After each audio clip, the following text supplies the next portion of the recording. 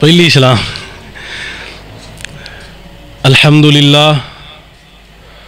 الحمدللہ وکفا والصلاة والسلام علی من لا نبی بعدہ اما بعد فاعوذ باللہ من الشیطان الرجیم بسم اللہ الرحمن الرحیم وذکر فإن الذکرى تنفع المؤمنین۔ فرمان باری تعالیٰ ہے اور نصیحت کر، بے شک نصیحت مومنوں کے لیے نفع مند ہوتی ہے، فائدے والی ہوتی ہے۔ قرآن و سنت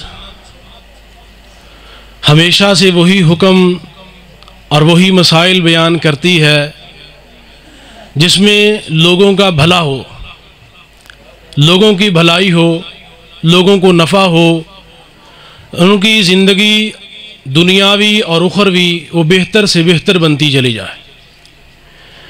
نصیحت، بہترین نصیحت یہ دین ہے۔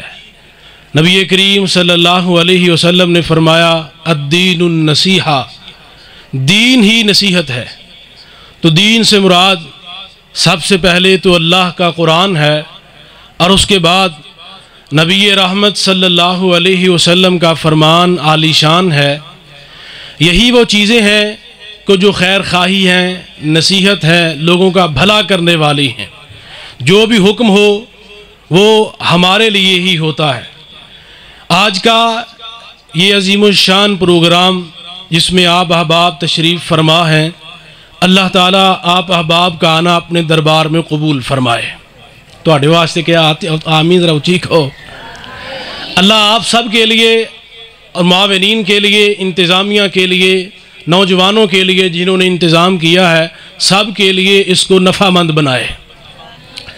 یقیناً یہ دین کی محفلیں بڑی پروقار، بڑی عزت، بڑی عظمت کے لائق ہوتی ہیں۔ نبی کریم صلی اللہ علیہ وسلم کا ایک مشہور فرمان ہے جو اس کی عکاسی کرتا ہے۔ آپ نے فرمایا کسی جگہ پر کچھ بندے بیٹھے اللہ تعالیٰ کا ذکر کر رہے ہیں، محفل میں قرآن پڑھا جا رہا ہے، حدیث پڑھی جا رہی ہے، لوگوں کی خیر خواہی ہو رہی ہے، ذکر ہو رہا ہے، نصیحت کی باتیں ہو رہی ہیں، قرآن سنایا جا رہا ہے، حدیث پڑھائی جا رہی ہے۔ ایسی محفل کے ارد گرد آسمان سے فرشتے رحمت لے کے اترتے ہیں، اور اللہ کی اس رحمت کے ساتھ اللہ ان لوگوں کو ڈھانپ دیتا ہے، اور ان لوگوں کے ارد گرد پہرا دیتے ہیں اللہ کے فرشتے۔ آپ دیکھیں دنیا میں بڑے بڑے پروٹوکول ہیں، وی آئی پی پروٹوکول اور وی وی آئی پی کا پروٹوکول دیا جاتا ہے۔ دائیں بائیں آگے پیچھے گاڑیوں کی لمبی قطاریں، فوج پولیس کا پہرا ہوتا ہے۔ لیکن یہ محفل جو قرآن کی محفل ہے، اس کی عظمت یہ ہے کہ یہاں پر کسی پولیس کا پہرا، کسی انتظامیہ کا پہرا، کسی فوج کا پہرا وہ ثانوی حیثیت رکھتا ہے، کیونکہ یہاں پر پہرا دینے کے لیے آسمان سے فرشتے اترے ہوئے ہوتے ہیں، اور محفل میں بیٹھے ہوئے لوگ اور لوگوں کی خیر خواہی کی باتیں کرنے والوں کے لیے وہ مغفرت اور رحمت کی دعائیں بھی کرتے ہیں۔ آسمان سے اترنے والے فرشتے جب فرشتے دعائیں کرتے ہیں تو یقیناً اللہ ان فرشتوں کی دعاؤں کو قبول کرتا ہے۔ اپنے آپ کو ایسا ہی سمجھیے کہ آپ ایک ایسی محفل میں بیٹھے ہوئے ہیں کہ جہاں ارد گرد اللہ کے فرشتے آپ کی حفاظت کے لیے کھڑے، آپ کے لیے دعائیں کر رہے۔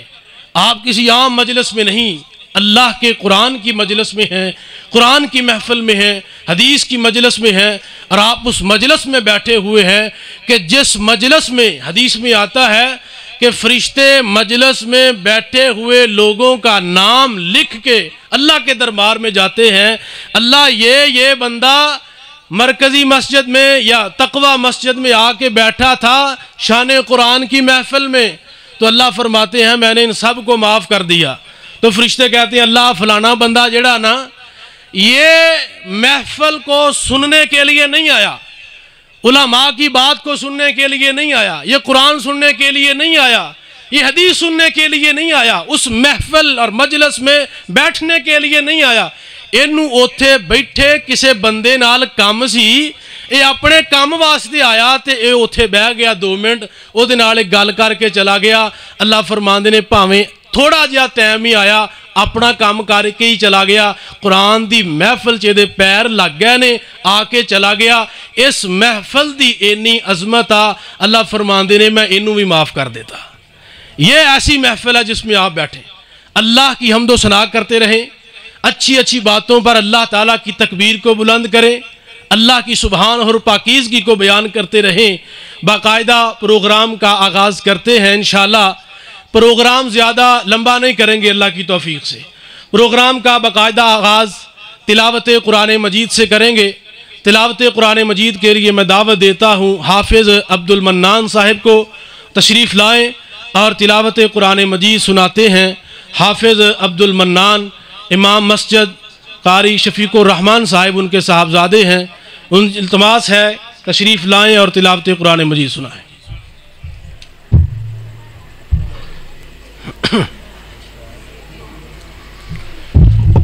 मैं क्या करने